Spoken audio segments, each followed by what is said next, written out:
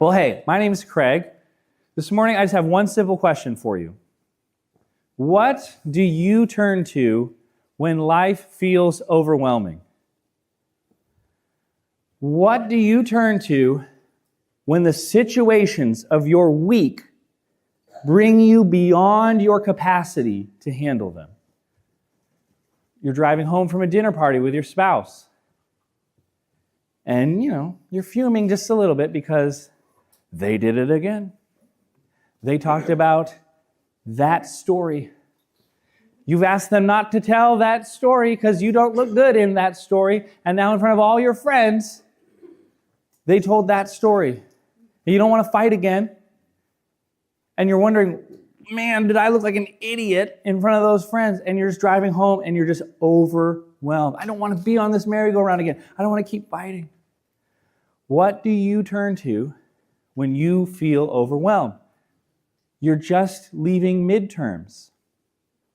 You didn't know there was a midterm that day. It's 60% of your grade. You've got to tell mom and dad that you need even more money for college because you're not going to pass a class. Oh, and by the way, it was in your major.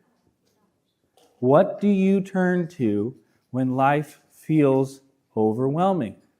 You've been facing budget shortfalls in the company that you run. It's the third quarter in a row. You have to lay off an employee. There's just no other way around it. And you walk by their office every day, and you see the pictures of their kids that are almost college age. You know you need to do it, but it's like, maybe tomorrow. What do you turn to when life overwhelms you?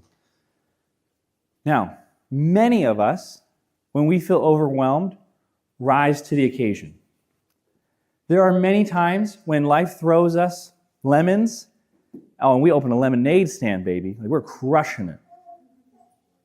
And if we're honest, there are many times when life overwhelms us that we fall into these well-worn grooves.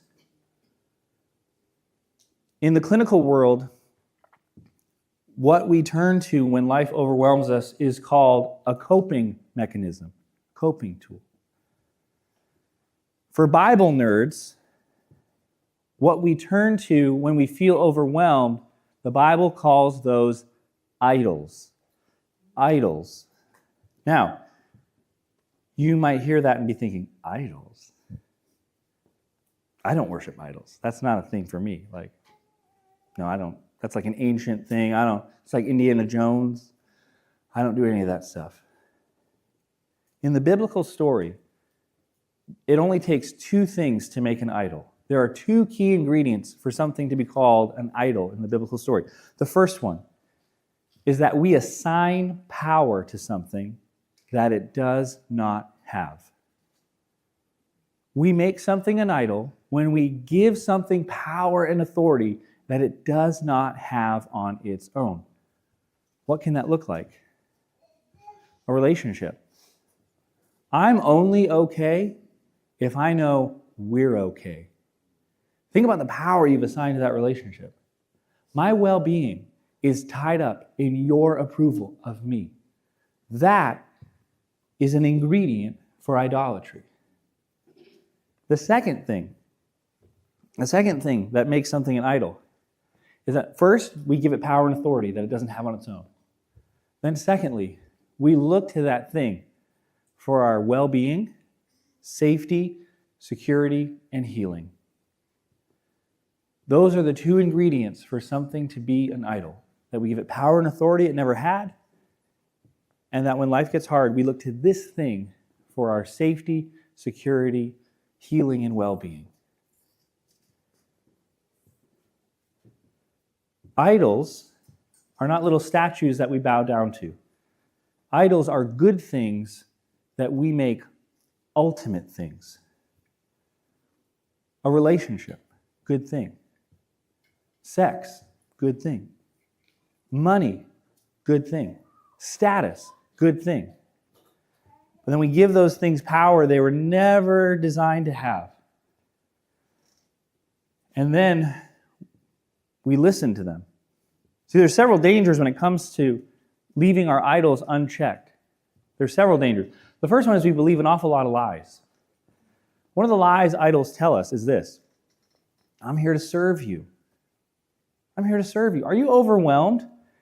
Man, has something just like taken you to the edge of what you're able to handle? I'm a shortcut to get back to you.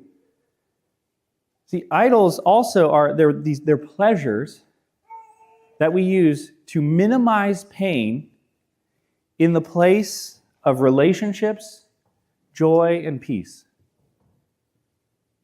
And there is a spectrum of idolatry, just like there's a spectrum of coping. On the one hand, our coping mechanisms can be like just, man, this is just a little annoying, it's just a little unhealthy. That's one side of the spectrum, and it can go all the way into addiction. This thing has wrapped its arms around me, and I don't know how to get free. All of us live somewhere on that spectrum. What do you turn to when you feel overwhelmed? What do you turn to when your peace feels